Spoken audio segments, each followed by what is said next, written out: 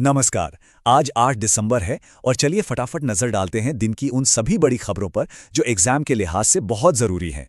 तो सीधे शुरू करते हैं। शुरुआत करते हैं एक बहुत ही ज़रूरी आंकड़े से। ये जो नंबर दिख रहा है ना, ये हमारी इकोनॉमी के बारे में एक बड़ी कहानी कह रहा है। दरअसल ये नंबर सिर्फ एक आंकड़ा नहीं है। ये फिस्कल ईयर 2026 के लिए भारत की आर्थिक उम्मीदों में एक बहुत बड़े उछाल का इशारा है। तो सवाल उठता है कि इस पॉजिटिविटी के पीछे वजह क्या है? वजह है घरेलू मांग में बढ़ोतरी। मतलब हम और आप जैसे लोग चीजें ज्यादा खरीद रहे हैं और ये किसी भी अर्थव्यवस्था के लिए एक बहुत ही अच्छा साइन होता है। चलिए अब देश के अंदर की कुछ बड़ी खबरों पर नजर डालते हैं। देखते हैं कि इस इकोनॉमिक ग्रोथ को सपोर्ट करने के लिए और क्या-क्या हो रहा है। इंफ्रास्ट्रक्चर में इन्वेस्टमेंट को लेकर ये एक बहुत बड़ी खबर है, पर सवाल ये है कि ये जो इन्वेट है ये आखिर होता क्या है? इसको ना बहुत आसान भाषा में समझते हैं। मान लीजिए सरकार ने एक सड़क बनाई। अब उस सड़क से जो टोल का पैसा आ रहा है, उस कमाई को बेचकर नए पैसे जुटाए जाते हैं ताकि एक और नई सड़क बन सके। इंफ्रास्ट्रक्चर को फंड करने का ये एक बहुत ही स्मार्ट तरीका है। अच्छा, ये जो पार्टनरशिप है ना, ये एक क्लासिक बैंक एश्योरेंस मॉडल का उदाहरण है। मतलब एक ऐसी डील जिसमें बैंक और इंश्योरेंस कंपनी दोनों का फायदा है। एक विन विन सिचुएशन। इस बदलाव का मतलब है कि अब फिनो पेमेंट्स बैंक लोन भी दे पाएगा और ज्यादा डिपॉजिट्स भी ले पाएगा। पेमेंट्स बैंक सेक्टर के लिए ये वाकई एक बहुत बड़ा स्टेप है।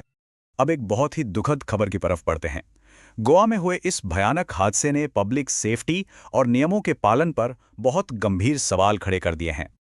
जो शुरुआती जांच हुई है उससे साफ पता चल रहा है कि कैसे गंभीर लापरवाहियों ने इस हादसे को जन्म दिया। ये एक बहुत ही दुखद रिमाइंडर है कि सेफ्टी रूल्स को फॉलो करना कितना ज्यादा जरूरी है।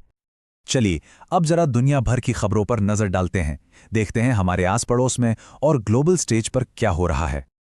ये जो आंकड़े हैं ये दिखाते हैं कि हमारे पड़ोसी देशों में कितनी बड़ी प्राकृतिक आपदाएं आई हैं और दोनों ही जगहों पर रेस्क्यू ऑपरेशंस अभी भी जोरों पर हैं।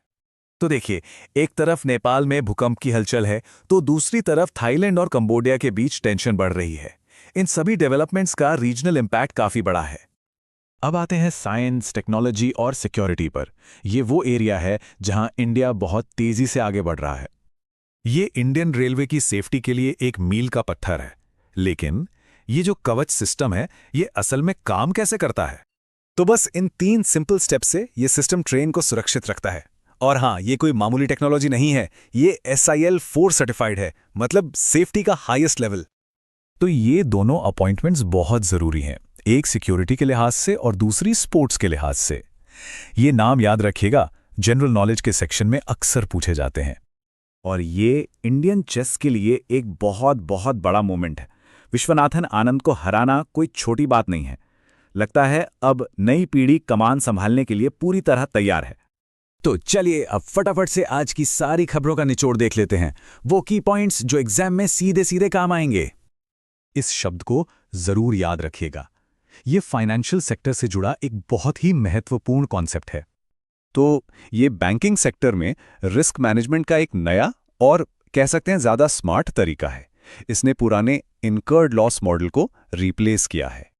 ये जो नंबर्स है ना, ये ऑब्जेक्टिव टाइप क्वेश्चंस के लिए एकदम परफेक्ट है, तो इन्हें तो जरूर से याद कर लीजिएगा। और इसी के साथ आज का ये सिलसिला यहीं खत्म होता है। लेकिन जाते जाते एक सवाल जरूर सोचना है कि जिस रफ्तार से टेक्नोलॉजी और इंफ्रास्ट्रक्चर बढ़ रहा है, आने वाले दशक में कौन सा सेक्टर भारत में सबसे बड़ा बदलाव लाएगा।